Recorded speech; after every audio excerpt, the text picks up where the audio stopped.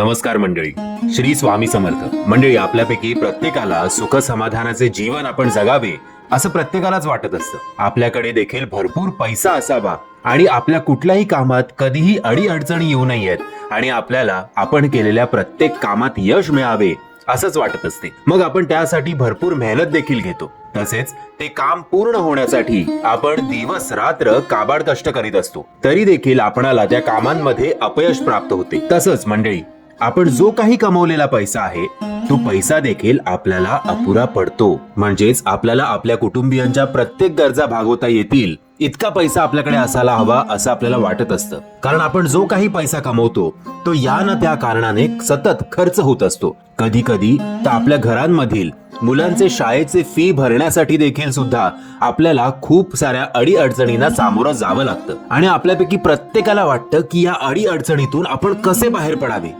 हा विचार आपल्याला सतत येत असतो. म्हणजे याच समस्यांसाठी आपल्या शास्त्रांमध्ये अनेक उपाय सांगितले आहेत. ते उपाय जर आपण सगळे नियम पाळून केले तर आपण नक्कीच या अडचणीतून बाहेर पडू शकतो. म्हणजे तुम्हाला माहितीच असेल की तृतीयपंथी म्हणजेच किन्नर यांचा आशीर्वाद आपल्यासाठी खूपच भाग्यदायी समजला जातो. त्यांचा आशीर्वाद खूप शुभ मानला जातो. ग्रह नक्षत्रांच्या प्रभावामुळे देखील आपल्याला अनेक अडचणींना सामोरं जावं लागतं. आज जो मी तुम्हाला उपाय सांगणार आहे तो उपाय असा आहे की जर तुम्हाला एखादा किन्नर दिसला तर त्यांच्याकडून तुम्ही ही गोष्ट मागून घेतली तर तुमच्या जीवनातील सर्व अडीअडचणी दूर होऊ शकतात. तसेच तुम्हाला तुमच्या प्रत्येक कामामध्ये सफलता प्राप्त होईल.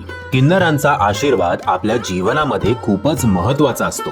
एखादा किन्नर आपल्याला दिसला तर आपण त्याला नमस्कार करतो, त्यांचा आशीर्वाद घेतो. जर तुमच्या आयुष्यात कुठल्याही प्रकारच्या अडीअडचणी असतील, मग त्या पैशांबाबत असो किंवा उद्योगाबाबत असो किंवा नोकरीबाबत असो, या अडीअडचणींवर एक फायदेशीर उपाय आहे. तो फायदेशीर उपाय म्हणजे जर उद्या तुम्हाला रस्त्यावर एखादा किन्नर दिसला तर त्याच्याकडून तुम्हाला एक नाणं मागून घ्यायचं आहे. मंडळी, असं म्हटलं जातं की किन्नरांवरती देवांची कृपा असते. त्यामुळे त्या किन्नरांनी जर आनंदाने हे नाणे तुम्हाला दिले तर ते नाणं एखाद्या हिरव्या कपड्यामध्ये गुंडाळून आपल्या पाकिटात ठेवावे. तो त्या किन्नरांचा म्हणजेच देवांचा आशीर्वाद असतो. मंडळी, एकदा का तुम्हाला एक नाणं त्यांच्याकडनं मिळालं आणि ते नाणं तुम्ही एका हिरव्या कपड्यात गुंडाळून तुमच्या पाकिटात ठेवलं तर असं म्हटलं जातं की आपल्या आयुष्यातल्या अडीअडचणी समस्या नक्कीच दूर होतात. मंडळी, एकदा हा उपाय करून बघा. तुमच्या अडचणी संकट दूर झालेली तुम्हाला नक्कीच जाणवतील.